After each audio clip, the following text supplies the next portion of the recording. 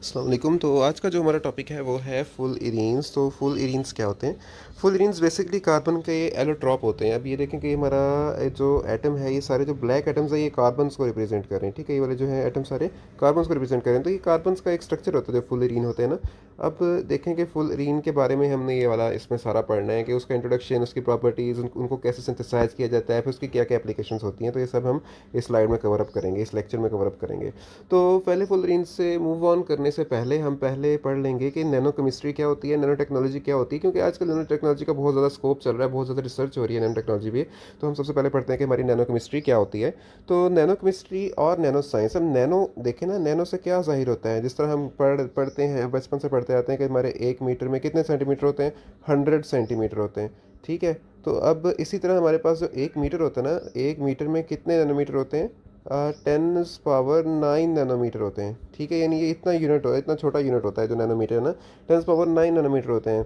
तो अब हर वो ऑब्जेक्ट जो नैनोमीटर रेंज में पाया जाए, कौन सी रेंज होती है ये नीचे लिखी है, 1 to 100 नैनोमीटर की रेंज में उसका साइज़ हो, यानी कि ऐसा ऑब्जेक्ट जिसका साइज़ कितना हो, 1 to 100 नैनोमीटर की रेंज में, तो उसे हम कहते हैं नैनो पार्टिकल, या उसके हम कहते हैं उस नैनो मटीरियल कहते हैं उसको। ठीक है। अब पहले हम नैनो केमिस्ट्री पढ़ते हैं कि नैनो केमिस्ट्री जो होती है is defined as the study of the phenomena and manipulation of the materials at atomic molecular and macro molecular scale. ठीक है, इसमें हम क्या करते हैं कि हम नैनो केमिस्ट्री में नैनो मटेरियल्स को स्टडी करते हैं। अब देखें, जो हमारे एटॉमिक साइजेस होते हैं वो भी तकरीबन नैनो मीटर्स में ही आ जाते हैं, या एंगस्ट्रम में हम उनको लेते होते हैं। ठीक है। इस तरह मॉलिक्यूल और मैक्रो मॉलिक्यूलर स्केल पे हम जो सारी स्टडी करते हैं, सारी नैनो। अब इसमें क्या करते हैं, हम सिंथेटिक केमिस्ट्री का इस्तेमाल करते हुए ऐसे नैनो स्केल बिल्डिंग ब्लॉक्स, ऐसे नैनो स्केल पार्टिकल्स, ऐसे नैनो स्केल मटेरियल्स बनाते हैं जिनका साइज़ एंड शेप भी डिफ़र करता है। मतलब डिफरेंट साइज़ एंड शेप के हम नैनो पार्टिकल्स बना सकते हैं, डिफरेंट कंपोजिशन के बना सकते हैं, डिफरेंट सरफेस स्ट्रक्चर के बना सकते हैं, इसी तरह डिफरेंट फंक्शनैलिटी के नैनो पार्टिकल्स बना सकते हैं। ठीक है, नैनो मटेरियल्स बना सकते हैं। तो हम सिंथेटिक केमिस्ट्री का इसमें इस्तेमाल करते हैं, यानी सिंथेसिस करते हैं हम। ठीक है, आगे बात है नैनो टेक्नोलॉजी क्या होती है। नैनो टेक्नोलॉजी क्या है? Research and technology development at atomic molecular और मैक्रो मॉलिकुलर लेवल्स। अब अटोमिक मॉलिकुलर और मैक्रो मॉलिकुलर लेवल ये तकरीबन नैनोमीटर्स में ही आ जाते हैं, in the length scale of 1 to 100 nanometer range. ठीक है, ये अटोमिक लेवल, मॉलिकुलर लेवल और मैक्रो मॉलिकुलर लेवल कहाँ पे आते हैं? 1 to 100 नैनोमीटर की रेंज में आ जाते हैं।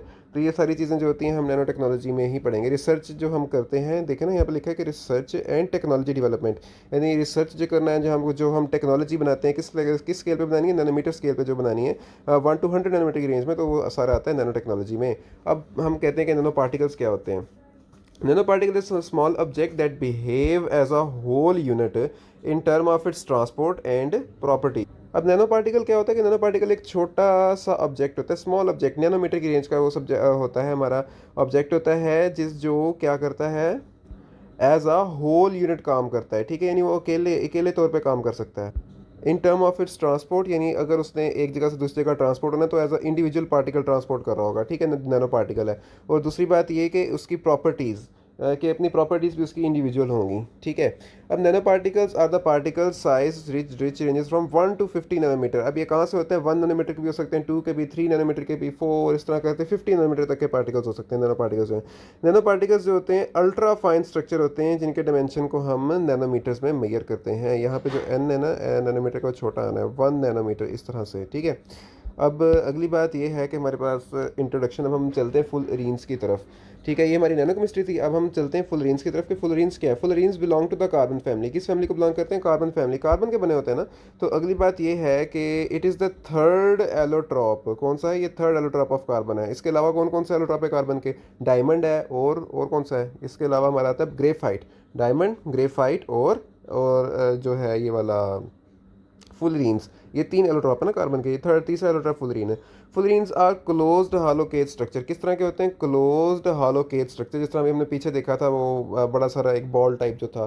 Closed hollow cage structure consisting of carbon atom interconnected in pentagonal and hexagonal ring. इसमें क्या कौन कौन सी होती है? पेंटागोनल एंड हेक्सागोनल रिंग होती है ना। अब मैं आपको दिखाता हूँ कि ये देखें, ये वाला जो रिंग है ये हमारी है पेंटागॉन, ठीक है, 5 कोनों वाली है ना, तो ये हमारी पेंटागोनल रिंग है। इसी तरह ये 7 वाली क्या होगी, हेक्सागोनल रिंग होगी, 6 कोनों वाली है ना, बेंजीन टाइप रिंग है।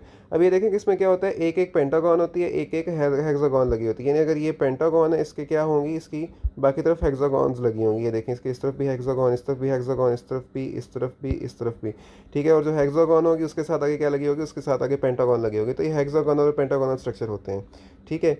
अब हम वापस आते हैं अपने उसी स्लाइड पे कि हमारे पास ये क्या होता है, इसमें पेंटागोनल और हेक्सागोनल रिंग्स होती हैं।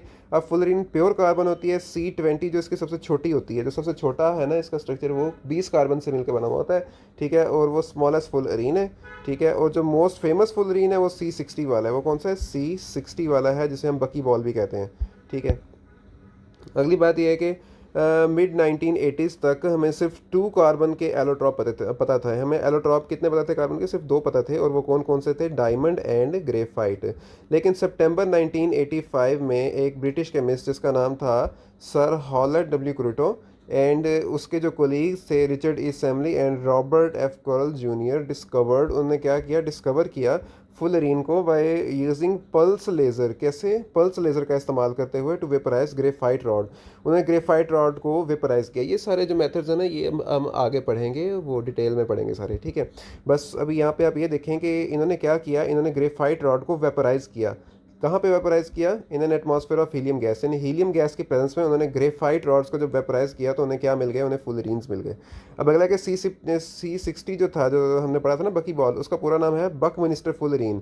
उसको हमने इसलिए बकमिनिस्टर फुलरीन कहा है क्योंकि इसका जो है ना, जिसने इसको वो डिस्कवर किया था उसका नाम क्या था, बकमिनिस्टर फुलर, ठीक है। The shorter name is use refer the family of fullerene, और शॉर्टर नेम जो है वो मतलब फुल इनकी फैमिली को रिप्रेजेंट करता है। और 1996 में Curl Kroto Smalley was awarded the Nobel prize in chemistry to for the discovery of फुलरीन्स।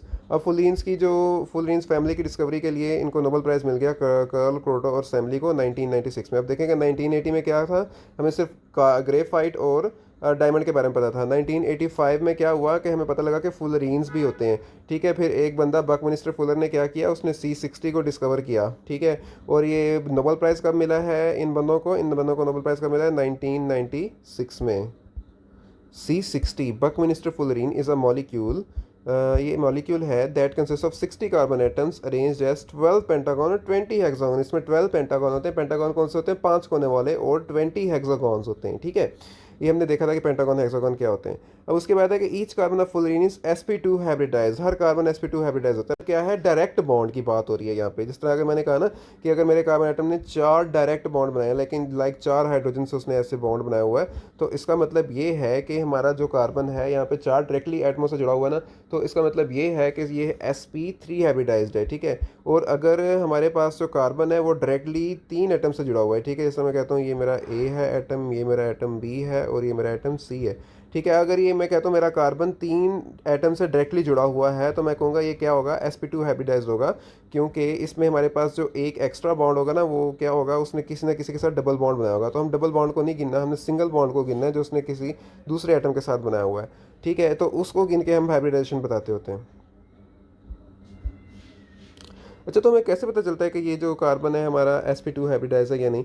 तो उसके लिए हमने पढ़ा हुआ है कि हमारा जो कार्बन होता है, ठीक है, कार्बन अगर डायरेक्टली एटम्स के साथ 4 बॉन्ड बनाता है, डायरेक्ट बॉन्ड अगर उसके 4 हैं, तो हम कहते हैं वो sp3 हाइब्रिडाइज्ड है, ठीक है। इस तरह अगर मैं कहता हूँ मेरा कार्बन है वो 3 बॉन्ड बना रहा है अलग अलग एटम से, फॉर एग्जांपल A एटम से, B एटम से और C एटम से 3 डायरेक्ट बॉन्ड बना रहा है, तो चौथा बॉन्ड इसका जो होगा वो डायरेक्ट नहीं होगा, वो कैसे होगा, वो उसका पाई बॉन्ड होगा, या तो इधर को होगा, ठीक है, या तो इधर को होगा, या तो इधर को होगा। लेकिन हमने किसको गिनना है, हमने मेन बॉन्ड्स को गिनना है, हमने इसको, इसको और इसको गिनना है। तो इस लिहाज से हम कहेंगे कि हमारा जो है कार्बन है, जो ये 3 बॉन्ड बनाए हुए थे डायरेक्ट, ठीक है, तो हम कहेंगे ये sp2 हाइब्रिडाइज्ड है। अगर कार्बन इसी तरह 2 बॉन्ड बनाए हो डायरेक्ट एटम्स के साथ इस तरह से, ठीक है, तो मैं इस केस में कहूँगा कि ये मेरा क्या है, sp हाइब्रिडाइज्ड है, क्योंकि इसने आगे पता क्या किया होगा, इसने आगे किसी तरफ डबल बॉन्ड बनाया है, ट्रिपल बॉन्ड बनाया हुआ होगा, ठीक है, इस तरह से ट्रिपल बॉन्ड बनाया हुआ होगा, तो इसके यहाँ से पूरे हो रहे हैं। लेकिन ये डायरेक्टली सिर्फ 2 एटम्स के साथ जुड़ा हुआ है ना, तो मैं क्या कहूँगा, ये sp हाइब्रिडाइज्ड है। तो ये हमने रूल पहले का पढ़ा हुआ है। तो इस तरह से मैं देखता हूँ कि हमारा जो ये वाला कार्बन है इसी कार्बन को अगर मैं लेता हूँ तो ये कार्बन देखें, एक इधर जुड़ा हुआ है, एक इधर जुड़ा हुआ है, एक इधर बॉन्ड बनाया, तो इसने डायरेक्टली 3 एटम के साथ बॉन्ड बनाया ना, पाई को हम निगलेक्ट करके बता रहे हैं,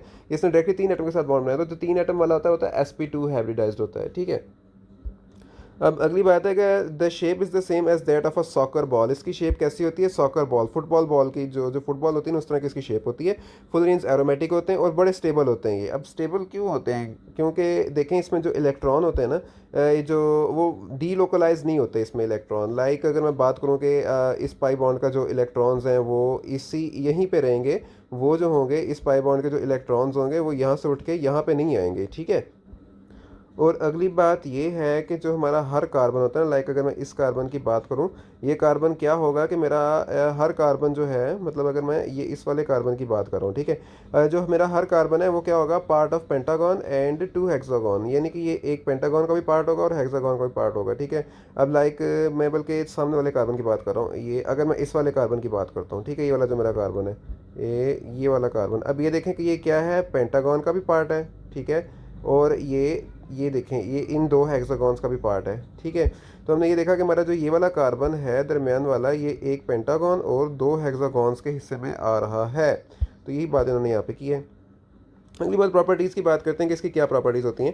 कि फुलरीन्स जो होती हैं वो पानी में मिक्स नहीं होती हैं, they do not dissolve in water, they do not dissolve in water, और however it is soluble in many organic substances, लेकिन काफ़ी सारे ऑर्गेनिक सब्सटेंसेस में क्या होती हैं? सॉल्युबल होती हैं, लाइक टोलुइन हो गया, कार्बन डाइसल्फाइड हो गया, इनमें ये सॉल्युबल होती हैं।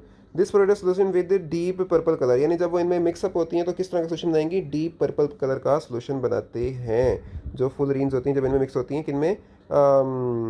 टोलुइन एंड कार्बन डाइसल्फाइड में, तो किस तरह का सोल्यूशन बनाती है? हमारे पास डीप पिंक कलर का, ये देखें हमारे पास साथ डायग्राम भी है। आगे मूव ऑन करते हैं कि हमारी इलेक्ट्रिकल कंडक्टिविटी के बारे में। अब देखें कि इलेक्ट्रिकल कंडक्टिविटी के बारे में पढ़ते हैं कि it can not conduct electricity. Electricity क्यों नहीं कंडक्ट कर सकती ये? क्योंकि यहाँ पे हमारे पास मूवमेंट ऑफ इलेक्ट्रॉन एक मॉलिक्यूल से दूसरे मॉलिक्यूल तक अवेलेबल नहीं होती। लाइक अगर हम बात करें कि हमारे पास ये एक बकी बॉल है, ठीक है, और ये वाली जो है ये मेरी दूसरी बकी बॉल है। अब क्या होगा कि ये बकी बॉल ना अपने अंदर ही एज अ होल है, ये एज अ होल है, ठीक है। अब इसके इलेक्ट्रॉन जो हैं यहाँ पे, इसके पाई बॉन्ड वाले इलेक्ट्रॉन जो हैं वो ये इसके पास ट्रांसफ़र नहीं हो सकते, ठीक है, वो इसके पास ही रहेंगे। तो जब इलेक्ट्रॉन यहाँ से निकल के इस तक नहीं जा सकते तो हम क्या कहेंगे? ये इलेक्ट्रिकल कनेक्टिविटी भी नहीं कर सकती जो हमारी होती है ना बकी बॉल्स। और ये देखें कि इनका जो बकी बॉल्स होती है ना, इनका आपस में भी बॉन्ड नहीं बना हुआ होता, क्योंकि ये होती है नॉन पोलर, और नॉन पोलर के दरम्यान में कौन सी फोर्सेज होती हैं? लंदन डिस्पर्शन फोर्सेज होती हैं। तो जब लंदन डिस्पर्शन फोर्सेज होती हैं तो वो वैसे बड़ी वीक फोर्सेज होती हैं। और क्या होता है कि ये वाले जो इलेक्ट्रॉन्स होते हैं, इसके इलेक्ट्रॉन्स इसके पास रहते हैं, इसके इलेक्ट्रॉन्स इसके पास रहते हैं। तो यहाँ पे लेकिन हमारे पास जो एक्सेप्शन आती है ना, एक्सेप्शन नैनो ट्यूब्स में होती है, क्योंकि नैनो ट्यूब्स में देखें हमारे पास क्या होता है कि हमारे पास सारे आपस में जुड़े हुए हैं, हमने जोड़ा हुआ है नैनो ट्यूब्स में ना, हर पार्टिकल को दूसरे से मतलब जोड़ा हुआ है। तो इसमें हमारे पास क्या होता है, यहाँ पे हमारे पास जो electricity along the length of nano tube क्या कर सकती है? वो कंडक्ट कर सकती है, फ्लो कर सकती है, ठीक है। अगली बात हम मूव ऑन करते हैं कि हमारे पास जो फुलरीन्स होते हैं सॉफ्ट एंड स्लिपरी होते हैं। देखिए हमारे पास यहाँ पे क्या होता है कि सिर्फ थोड़े से कोवलेंट बॉन्ड्स होते हैं जो मॉलिक्यूल्स को होल्ड टुगेदर करके बैठे हुए होते हैं, और इनके दरमियान क्या होती हैं? Only weak van der Waals forces होती हैं मॉलिक्यूल्स के दरमियान में, ठीक है। अगली बात क्या है? कि ब्रिटल होते हैं। फुलरीन्स आर सॉफ्ट, फुलरीन्स क्या होते हैं? सॉफ्ट होते हैं और वीक क्रिस्टल्स होते हैं, ठीक है। वीक क्रिस्टल मतलब ये टूट सकते हैं, ठीक है, ब्रिटल होते हैं ना।